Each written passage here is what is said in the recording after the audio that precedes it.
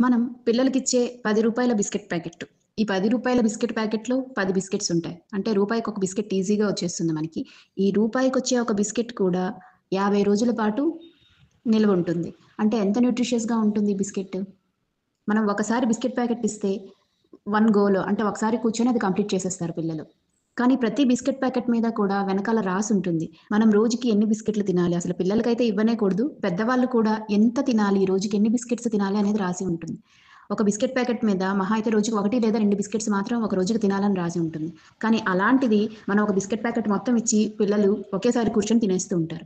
ఇందులో ఉండేది ఏమీ ఉండదు. షుగరు, రిఫైన్డ్ మైదా. మైదా తప్ప అందులో ఆరోగ్యకరమైన ఆహారం ఏమీ ఉండదు. ఇలాంటివి ఇంత షుగరీ ఫుడ్స్ రోజుకి ఇంతింత మోతాదులో మనం ఇవ్వడం వల్ల 15 ఏళ్ళు వచ్చేసరికి పిల్లలకి షుగర్‌లు, ఫ్యాటీ లివర్‌లు, అలాగే హార్మోనల్ సమస్యలు వస్తూ ఉంటాయి. మనం ఇలాంటివి ఈజీగా ఇవ్వడం, అకేషనల్‌గా ఎప్పుడో ఇస్తే పర్వాలేదు. 1, 2 కానీ రోజు ఇంతింత మోతాదులో ఇవ్వడం డేంజర్ కాదంటారా పిల్లలకి?